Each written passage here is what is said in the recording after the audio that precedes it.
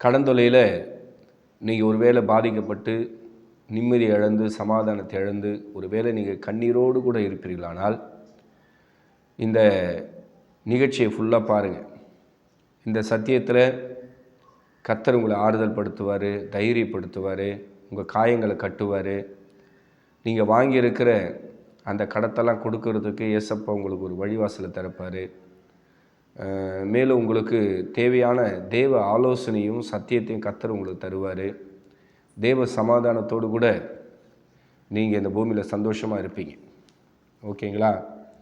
அதனால் கடன் தொல்லை ஆச்சு, நமக்கு வாழ விருப்பம் இருக்குது, நம்ம ஏன் இருக்கணும், நம்ம குடும்பத்தில் ஆசீர்வாதம் வர வாய்ப்பில்லை, வருமானம் எந்த ரூபத்தில் எப்படி வரும் தெரில, வாங்கியிருக்கிற கடத்தை எப்படி அடைக்கிறது, எப்படி கொடுக்கறது அப்படின்னு சொல்லி ரொம்ப நீங்கள் கலங்கி போய் ரொம்ப பயத்தோடு கூட நீங்கள் இருக்கலாம்.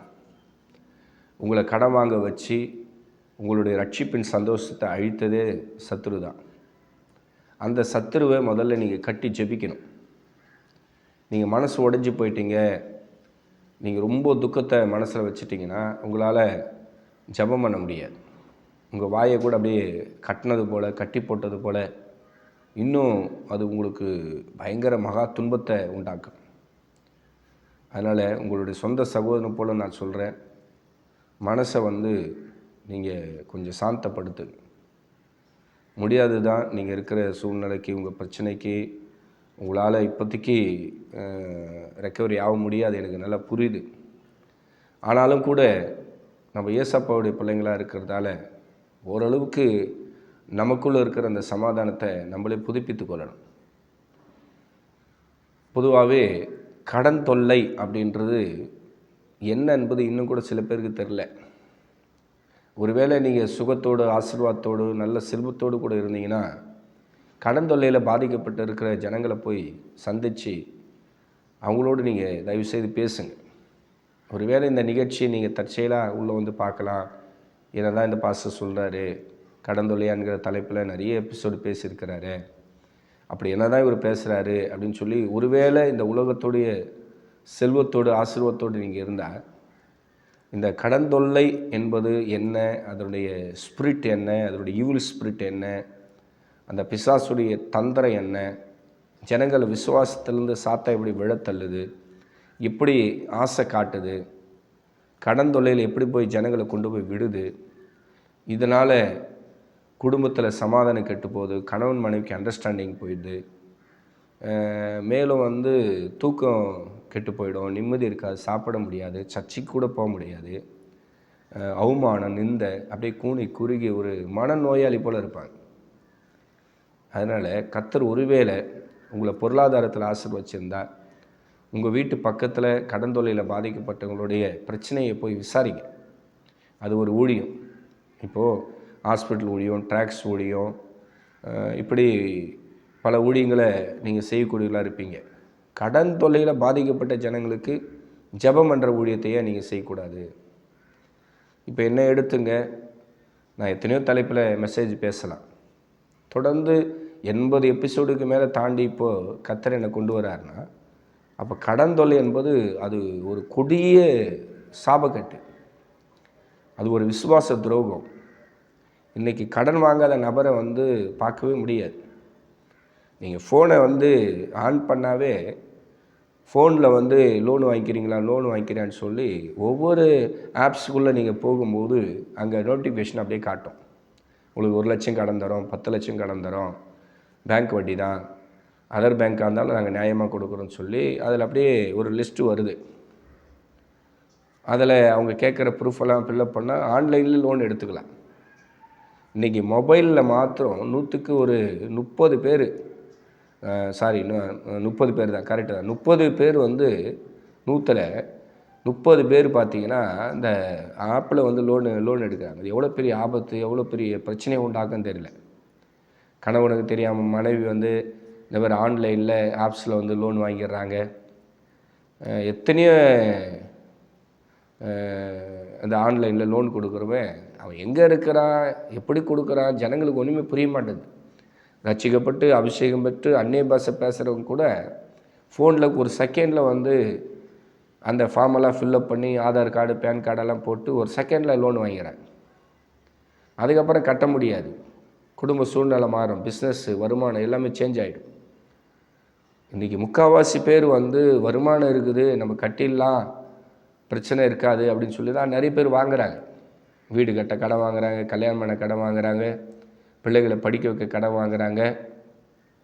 இப்படி கடன் தொல்லையில் போய் குடும்ப பாரத்துக்காக, பிள்ளைகளுடைய பாரத்துக்காக சில தாய் தாப்பம் கூட போய் இந்த கடன் தொல்லையில் மாட்டிக்கிறாங்க. வாழ்நாள் முழுவதும் நீதி நியாயத்தோடு வாழ்ந்துட்டு வயசான காலத்தில் போயிட்டு எல்லாத்தையும் இழந்துட்டு சரீரத்தில் பலவீனம், பிரச்சனைகள், இப்படி நல்ல வாலிப நாட்களில் நல்லா வாழ்ந்துட்டு வயசான காலத்தில் கடன் தொல்லையை வயசானவங்க எப்படி சமாளிப்பாங்க சொல்லுங்க பார்க்கலாம். அப்போது முடிஞ்ச அளவுக்கு நம்ம விசுவாசத்தில் வாழ பழகணும். ஏசப்பா நம்மளை ஆசீர்வதிச்சிருக்கிறாரு, நம்மளை ரட்சித்திருக்கிறாரு, ரட்சிப்பின் சந்தோஷம் நம்மளோடு கூட இருக்குது, தேவையில்லாத்துக்கெல்லாம் நம்ம ஆசைப்படக்கூடாது. இதில் பார்த்தீங்கன்னா மொபைல் இஎம்ஐயில் வாங்குறவங்க 100க்கு 99 பேர் இருக்கிறாங்க. நீங்கள் யாரோட மொபைலை நீங்கள் கையில் வாங்கி எப்படி வாங்கினீங்கன்னு கேளுங்களேன். அவங்க சொல்லுவாங்க 0 இன்ட்ரெஸ்ட்டு, இஎம்ஐயில் வாங்கினேன், மாதம் 2000 தான் கட்டணும். இப்படி யூஸ் பண்ணுற மொபைல் 100க்கு 99 பேர் இஎம்ஐயில் தான் வாங்குகிறாங்க. அவங்களுக்கு ஒன்றும் புரியாது. அந்த நேரத்துக்கு ஒரு மொபைல் தேவைப்படுது, டக்குன்னு போயிட்டு ஒரு ஷோரூமில் போயிட்டு ஒரு புது மாடலு 5G மொபைல் ஒன்று கொடுக்குன்னு சொல்லி இன்ஸ்டால்மெண்ட்டில் வாங்கிட்டு வந்துடுறாங்க. அதுக்கப்புறம் ஃபுல்லாகவே கடன் தான். கடன் கடன் கடன் கடன், வட்டி வட்டி வட்டி வட்டி, வாழ்நாள் முழுவதும் வட்டி கட்டணும் வட்டி கட்டணும் வட்டி கட்டணும். இதுதான் இரவும் பகலும் புலம்புறது. வாயில் வசனம் இருக்குதோ இல்லையோ, ஐயோ கடன் கட்டணும் கடன் கட்டணும் கடன் கட்டணும், லோனு கட்டணும், இஎம்ஐ கட்டணும், இந்த புலம்பல் தாங்க இன்றைக்கி அதிகம். அந்த காலத்திலாம் கிறிஸ்துவங்க இரவும் பகலும் ஸ்தோத்திரம் பண்ணிக்கின்னு ஜெபம் பண்ணிக்கின்னு தேவனை ஆராதிப்பாங்க, துதிப்பாங்க. ஆனால் இன்றைக்கி இருக்கிற நவீன காலகட்டத்தில் கடன் வாங்கிட்டு புலம்புற கிறிஸ்துவர்கள் தான் அதிகமாயிட்டாங்க. அதனால் உங்களுக்கு இப்போ எவ்வளோ கடன் இருந்தாலும் இது வரைக்கும் வாங்கினது போதும், இன்ட்ரெஸ்ட் கட்டது போதும். உங்களால் இன்ட்ரெஸ்ட் கட்ட முடியுதுங்களா? நீங்களே சொல்லுங்கள். எவ்வளோ காலம் நீங்கள் இன்ட்ரெஸ்ட் கட்டுவீங்க? இது வரைக்கும் நீங்கள் இன்ட்ரெஸ்ட் கட்டின காசே ஒரு அப்பார்ட்மெண்ட்டை நீங்கள் கட்டிகிட்டு இருக்கலாம். உண்மையாக போயிங்களா? நீங்கள் இன்ட்ரெஸ்ட்டு கட்டின காசு இப்போ உங்கள்கிட்ட இருந்ததுன்னா ஒரு பெரிய பிஸ்னஸை நீங்கள் தொடங்கலாம், ஒரு 4 குடும்பத்தை வாழ வைக்கலாம், 4 ஏழை குழந்தைங்களை படிக்க வைக்கலாம், ஒரு 4 சர்ச்சை நீங்கள் கட்டி கொடுக்கலாம். இல்லை நீங்களே ஒரு 4 அப்பார்ட்மெண்ட் வாங்கி வாடகை விட்டு நல்ல வருமானத்தை பார்த்துருக்கலாம். தெரியாதனமாக ஏதோ தொழிலுக்காக, குடும்ப செலவுக்காக, பிள்ளைகளுக்காக கடத்தை வாங்கிட்டு கொடுக்க முடியாமல் வட்டிக்கு மேலே வட்டி கட்டிக்கின்னு, இங்கே கடன் வாங்கி அங்கே வட்டி கொடுத்து, அங்கே கடன் வாங்கி இங்கே வட்டி கொடுக்குறது, ஒரு சமாதானம் இல்லாமல், சந்தோஷம் இல்லாமல், வாழ்க்கையை தொலைச்சது போல், ஒரு அனாதை போல் நீங்கள் அழுது கொண்டு இருக்கிறீங்க. உண்மையாக போயிங்களா? எல்லாம் இருந்தோம், எல்லா உறவுகளும் இருந்தோம், நீங்கள் கடன் வாங்கினதால ஏறக்குறைய அனாதை போலவே எல்லாராலும் கைவிடப்பட்டு இருக்கிறீங்க. ஆனால் இன்றைக்கி நான் உங்களுக்கு சொல்ல போகிற சத்தியம், ஜபம், உபதேசம் உங்களை ஆறுதல் படுத்தும். நீங்கள் ஒருபோதும் நான் ஒரு அனாதைன்னு சொல்லாதீங்க, எனக்கு உதவி செய்ய யாரும் இல்லை அப்படின்னு சொல்லி கண்ணீர் விடாதீங்க. கர்த்தர் என்ன உங்களுக்கு வெளிப்படுத்தியிருக்கிறார். என்ன முதல்ல உங்கள் கூட பிறந்த ஒரு சகோதரன் போல் நினச்சிங்க. ஓகேங்களா? என்னோடய சேனலுக்குள்ளே நீங்கள் பாருங்கள். முழுக்க முழுக்க கடன் தொல்லையில் பாதிக்கப்பட்ட ஜனங்களுக்கு ஆறுதல் சொல்லணும், தைரியம் சொல்லணும். எப்படியாயிலும் அந்த கடத்திலேருந்து அவங்க வெளியே வந்துடணும்.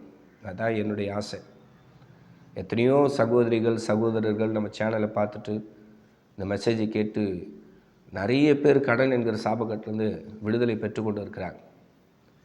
நான் யாருடைய பேரும் யூஸ் பண்ண மாட்டேன், யார் பேரையும் சொல்ல மாட்டேன். ஏன்னா எல்லோரும் என்னுடைய சகோதரர்களாக நான் பார்க்குறேன், எல்லோரையும் என்னுடைய சொந்த சகோதரிகளாக நான் பார்க்குறதால விடுதலை பெற்றுக்கொண்டவங்களுடைய சாட்சி கூட நான் யூடியூப்பில் சொல்கிறது கிடையாது. அவங்க ஆசீர்வாதமாக ஆயிட்டாங்க, அவங்களுக்கு கடன் தொல்லையிலேருந்து கர்த்தர் விடுதலை தந்தார், அந்த மனநிறைவு எனக்கு போதும்.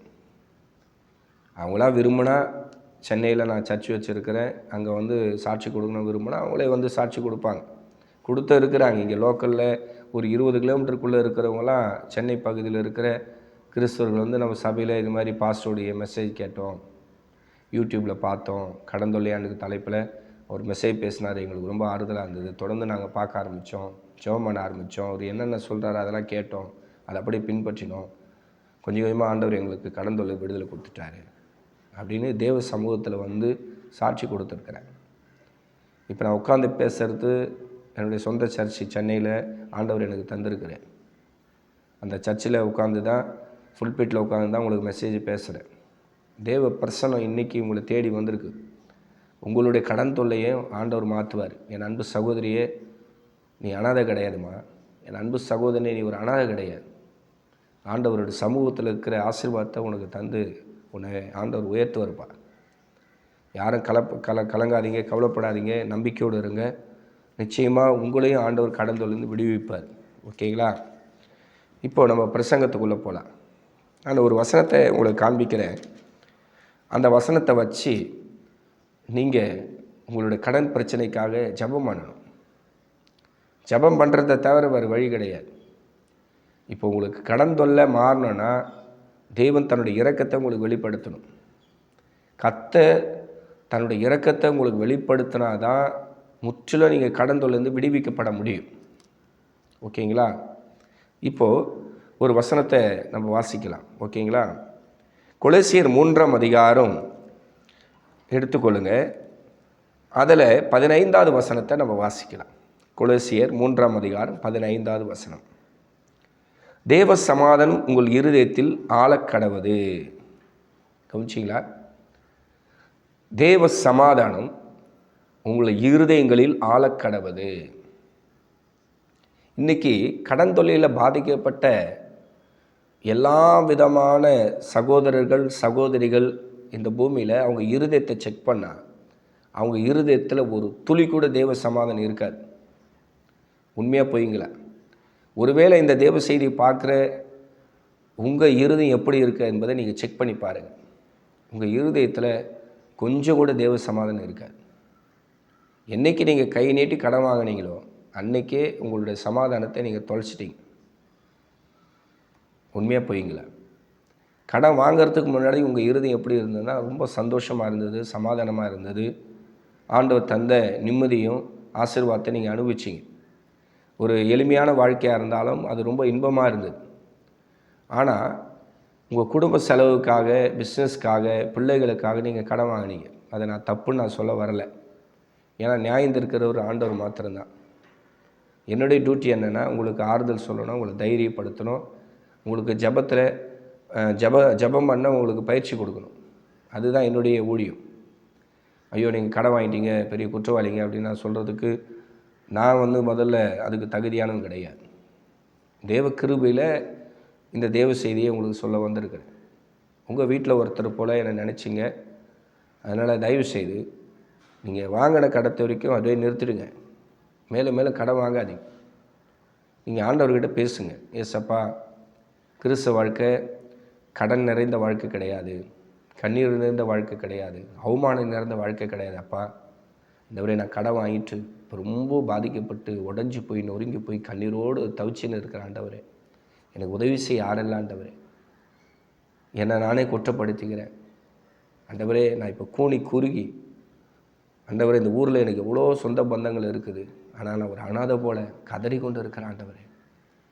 ஏசப்பா, எனக்கு உதவி செய்ய யாருமே இல்லைப்பா. என் அன்பு சகோதரி, ஆண்டவரோடு பேசுமா. கலங்காத மணி, தைரியமாக கர்த்தர் உன்னை கைவிட மாட்டேன். உன் சொந்த சகோதரம் போல் நான் சொல்கிறேன். என் அன்பு சகோதரியை, ரொம்ப நீ நல்லா இருப்பேம்மா, பிளஸ்ஸிங்காக இருப்பேன். இன்றைக்கி வேணால் உன்னோட சூழ்நிலை ரொம்ப மோசமாக இருக்கலாம். உன் கையில் ₹1 இல்லாமல், வாங்கின கடத்தை அடைக்க முடியாமல், வீட்டில் அரிசி பருப்பு எண்ணெய் மாவு எல்லாம் குறைபட்டு சாப்பிட கூட வழி இல்லாமல் அப்படியே புலம்பி நீ அழுது கொண்டு இருக்கலாம். என் அன்பு சகோதரி, நீயும் கூட பாதிக்கப்பட்டு ரொம்ப கடன் ஆகிட்டு ரொம்ப உலகத்தோட எண்டில், வாழ்க்கையோட எண்டில் கூட நீ நான் தோற்று போயிட்டேன், ஏன் இருக்கணும்னு சொல்லி ஒரு குற்ற உணர்வோடு கூட என் அன்பு சகோதரி இருக்கலாம். ஆனால் கர்த்தர் உனக்கு தந்த அந்த ரட்சிப்பின் சந்தோஷத்தை அழிக்க சாத்தானுக்கு அதிகாரம் கிடையாது. அதனால் இந்த தேவ செய்தியில் கர்த்தர் உங்களுக்கு ஒரு பெரிய சமாதானத்தை தருவார். உங்கள் இருதயத்தில் இருக்கிற அந்த வலியை கர்த்தர் எடுப்பார். உண்மையிலே நான் சொல்கிறேன், கர்த்தருடைய சமூகத்தில் இருந்து இயேசப்பா சொல்கிறாரு, பாதிக்கப்பட்டு இருக்கிற, நொந்து போயிருக்கிற, ஒட்டஞ்சு போயிருக்கிற, அப்படியே கசங்கி சின்ன பின்னமாக இருக்கிற அந்த இருதயங்களை இன்றைக்கி நான் ஆற்றி தேற்றி தைரியப்படுத்த போகிறேன்.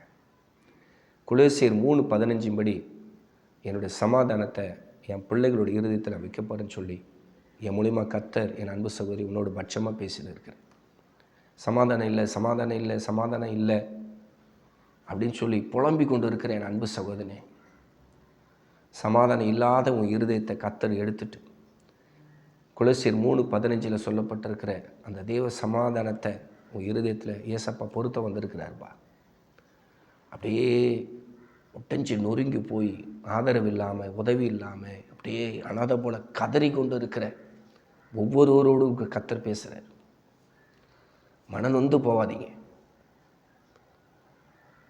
ஆண்டவர் சிலுவையில் தொங்கும்போது ஒரு ஈட்டி எடுத்து அவருடைய விழாவில் குத்துறாங்க.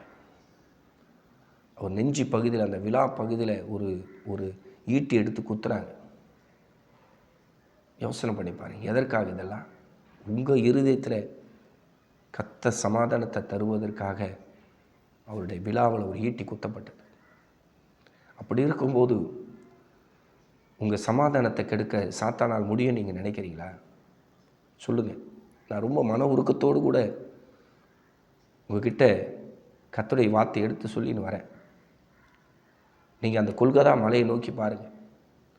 இயேசு கிறிஸ்து தன் ஜீவனை கொடுத்துட்டு அப்படியே தலையை சாய்த்து ஜீவனை அப்படி விடுறார். அங்கே இருக்கிற அதிகாரிகள், போர் சேவர்கள்லாம் வராங்க. இயேசுவோடு கூட சிலுவையில் அறையப்பட்ட 2 கல்லர்களை பார்க்குறாங்க. அவங்க உயிரோடு தான் இருக்கிறாங்க. அவங்க கால் எலும்பு அடித்து நொறுக்கிறாங்க. அந்த 2 கல்லர்களும் செத்து போகிறாங்க. இப்போ இயேசுக்கிட்ட வராங்க. இயேசு அதுக்கு முன்னதாக இறந்துட்டார்.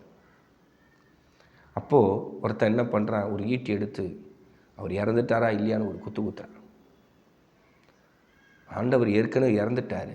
இறந்த பிறகு அவரை எப்படி கொடுமைப்படுத்தியிருக்கான் என்பதை யோசித்துப்பார். கொடுமையிலும் கொடுமை. உயிரோடு இருக்கிற வரைக்கும் கொடுமை அனுபவிக்கிறாரு, பாடுகளை அனுபவிக்கிறாரு. அந்த சிலுவை மரத்தை தூக்குறாரு. அவருடைய தலையில் கிரீடம் சூட்டப்பட்டு கை கால்லாம் ஆணிகள் கடவப்பட்டிருக்குது. அவர் உடம்புலேருந்து எல்லா பிளட்டும் போச்சு. அந்த கொல்கதா மலையே ரத்த வெள்ளக்காடாக இருக்குது.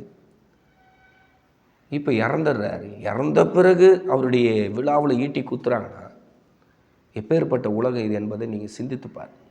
அப்படி இருக்கும்போது கடன் ரூபத்தில் வந்து பிசாசு உங்கள் இருதயத்தில் இருக்கிற சமாதானத்தை அழிச்சிட்டான்.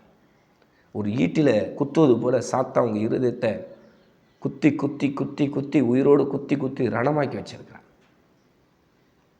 இன்றைக்கி புண்பட்டு இருக்கிற உங்கள் இருதயத்தை கர்த்தர் உங்களுடைய வார்த்தையினால் ஆறுதல் படுத்த என் அன்பு சகோதரி வீட்டுக்கு இயேசப்பா வந்திருக்கிறார். என் அன்பு சகோதரியை கதறி கொண்டு இருக்கிற உங்கள் வீட்டுக்கு இயேசப்பா வந்திருக்கிற. இயேசு கிறிஸ்து ஒரு முறை தான் விழாவில் ஈட்டினால் குத்துறாங்க. ஆனால் உன்னையோ பல முறை ஈட்டியில் குத்தி குத்தி குத்தி குத்தி உன்னை அப்படியே காயப்படுத்தி ரணப்படுத்தி உன் இருதயத்தை சுக்குனராக்காய் வச்சுருக்கிறாங்க. கர்த்தர் சொல்கிறாரு, உனக்கு நான் வேறு இருதயத்தை தருவேன். சவுலுக்கு நான் வேறு இருதயத்தை கொடுத்தேன். இப்போ பாதிக்கப்பட்டு இருக்கிற ஒவ்வொருவருடைய இருதயத்தை கர்த்தர் எடுத்து நல்ல இருதயத்தை, சமாதானம் இருந்த ஒரு இருதயத்தை தந்து அவருடைய ஜனங்களை ஆண்டவர் சந்தோஷப்படுத்துவார். தைரியத்தை விடாதீங்க.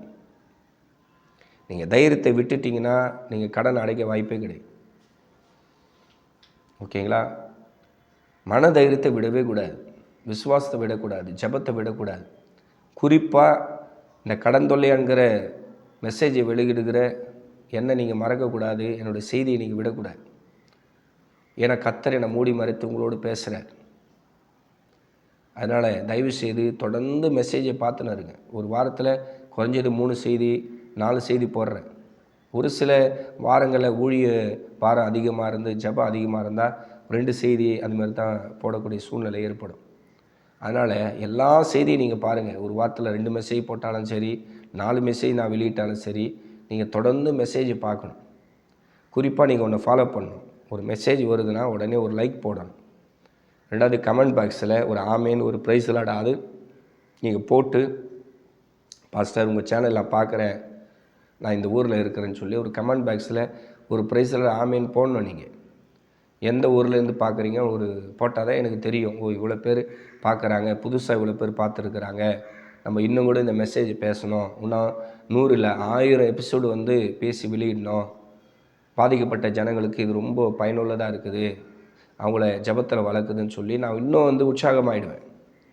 இதே நீங்கள் மெசேஜை பார்க்காம ஒரு லைக் போடாமல் கமெண்ட் பாக்ஸ்லேயே வந்து உங்கள் ஜப குறிப்பை பதிவு பண்ணாமல் நீங்கள் விட்டுட்டீங்கன்னு வச்சுக்கோங்க, நானும் சோர்வாயிடுவேன், வேறு மெசேஜ் டாபிக் மாற்றிடுவேன்.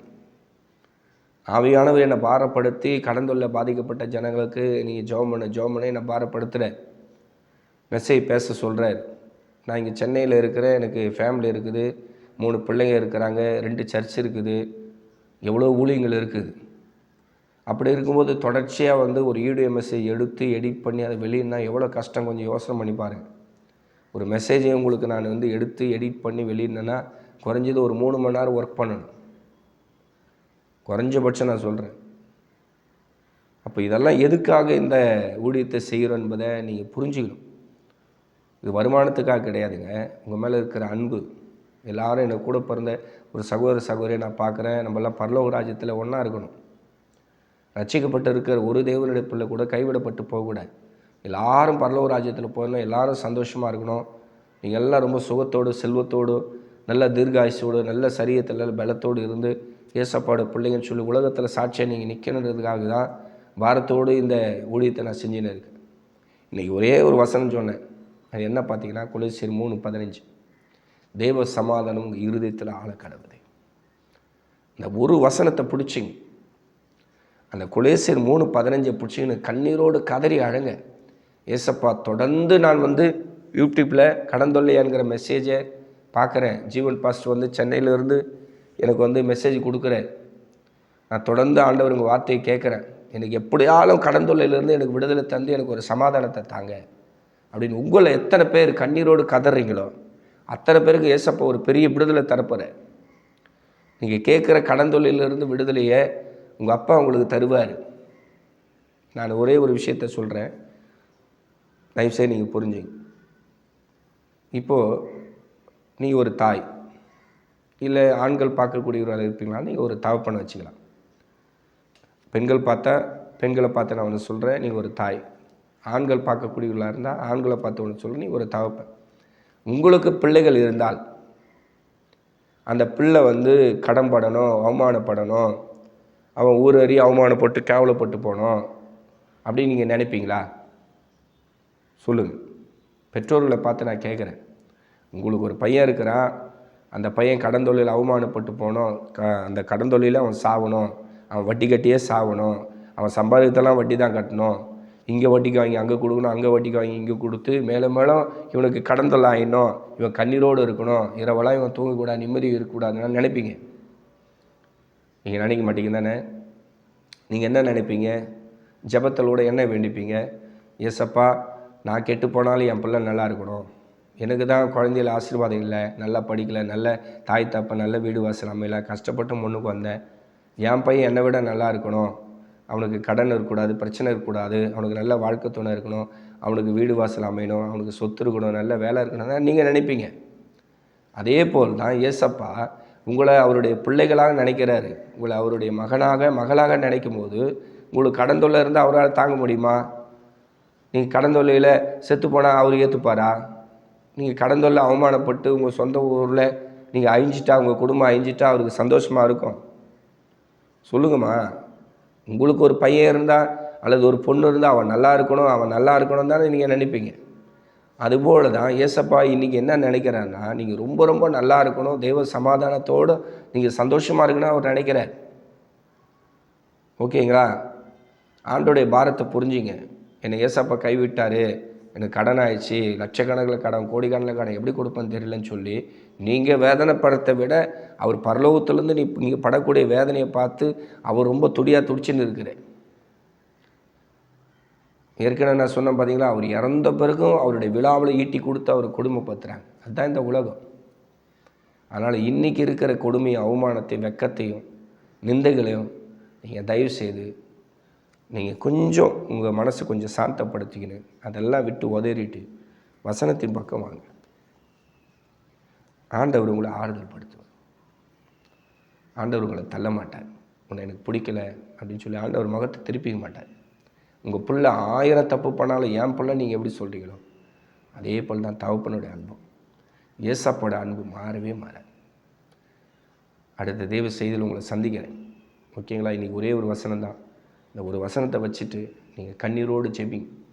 ஏசப்பா எனக்கு ஒரு சமாதானத்தை தாங்க, கடந்தொழிலிருந்து விடுதலை தாங்க, ஏசப்பா என்னை ஆசீர்வதின்னு சொல்லி நீங்கள் ஜெபத்தில் கேட்டுன்னு இருங்க. அடுத்த தேவ செய்தியில் உங்களை சந்திக்கிறேன். உங்களுக்கு ஏதாவது ஜெப உதவி தேவைப்பட்டால் என்னோடய நம்பர் யூடியூப்லேயே இருக்குது, எடுத்து கால் பண்ணுங்கள். உங்களுக்காக ஜெபிக்கிறேன். தொடர்ந்து மெசேஜை பாருங்கள். இந்த சேனலில் இணைஞ்சிருங்க. கடந்தொழிலில் பாதிக்கப்பட்ட ஜனங்களுக்கு இந்த மெசேஜை ஃபார்வர்ட் பண்ணுங்கள். கர்த்தர் உங்களை ஆசீர்வதிப்பாங்க. அடுத்த தேவ செய்தியில் உங்களை சந்திக்கிறேன். God bless you. Praise the Lord.